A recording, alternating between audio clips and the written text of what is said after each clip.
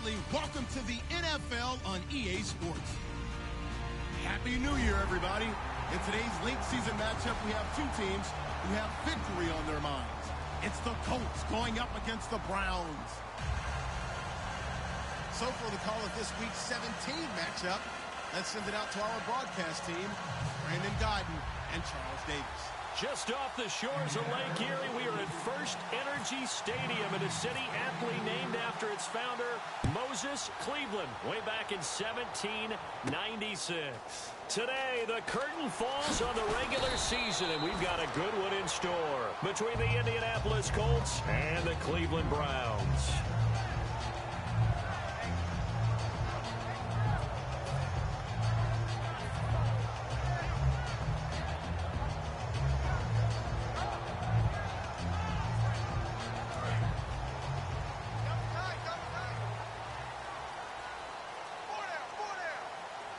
They come out with one back and three tight ends.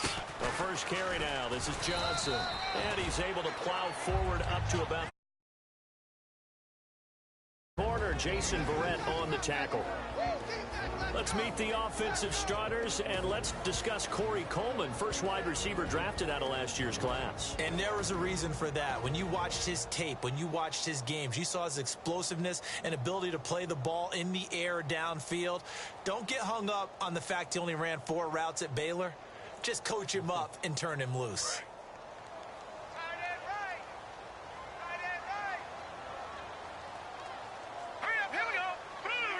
And now here's a timeout called by the Colts on the defensive side of the ball. They'll have 2 remaining as we step aside here in this first quarter.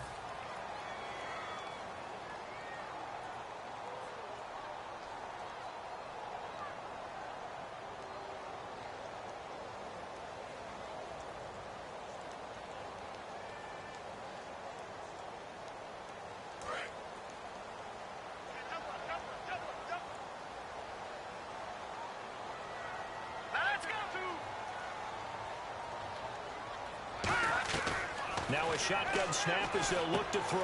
And Barnidge has it on the right side. Call it a gain of 5. And they'll be faced with a 3rd and inches. And let's go through the starting defense for Indianapolis. Jason Verrett may not have ideal size as a cornerback, but no one plays the ball better in the air than the guy I call Mighty Mouse. On 3rd and short, they'll try and pick it up through the air. Quick hitter here, it's complete. They get 6 on the pickup there as the drive will continue.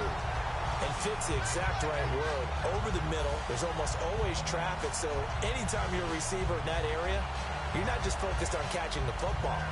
You're wondering where the collision's going to come from, right? Because there's almost always someone there able to concentrate, catch it, and even added a little extra at the end with a short run. So here we go, 1st and 10 now.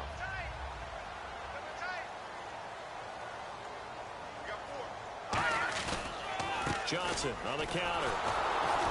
And he is met at the line of scrimmage, and he goes down right there. Officially no gain on the play, and it's 2nd down. Well, usually you don't think of the cornerback coming in for a no-gain play, but that's what we had there. Nice tackle. And how about the range, too? Coming from the outside part of the play, moving his way into the inside and making that play happen. No gain for the offense, big play for the defense. So they're still at the original line of scrimmage here. 2nd down and 10. 4 down. Check. Hurry up, here we go. Blue 90. He'll look to throw. Complete to Barnidge. They'll get 9 there as that sets him up better for 3rd down.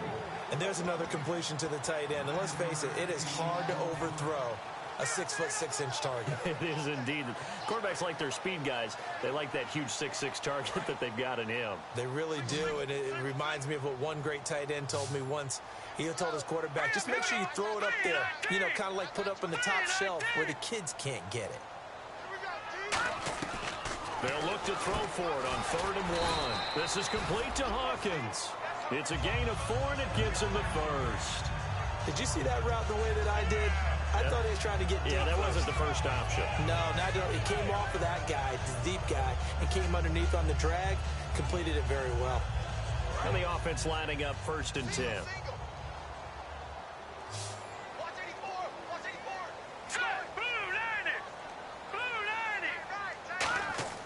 They'll set up a throw. And his throw's going to be incomplete. The intended target was Corey Coleman. And it's second down. It's always tough for the guys throwing the football when they think they've got a completion and the ball's almost there, and then someone sneaks a hand or two in and bats it away. So 2nd and 10 here. Possible run anticipation here as the D-line sandwiches together. Off the play fake, he'll look to throw. Got a man over the middle, and it's complete. A nice gain of 21 yards. And how about this first drive? They're being aggressive, slinging it around. Really confident, too, because they're not trying to fool them with running plays, throwing it, and they're being very successful right now.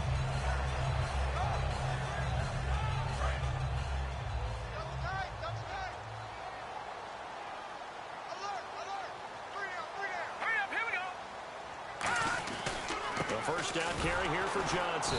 And he went backwards. He'll be down at the 30. The loss of a full 3 yards, and now it's 2nd down. And that's why you see so many teams play a 3-4 defense, because that set gives you a lot of flexibility about where to bring pressure from, and it's hard for an offense to pick it up. Left side, right side, up the middle, especially with some really flexible linebackers. 2nd down, offense behind the sticks here. 2nd and 13.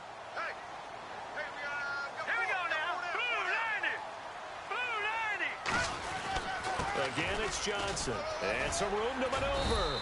Down to about the 22 here. 8 yards on the run, and that cuts this down to a 3rd and about 5.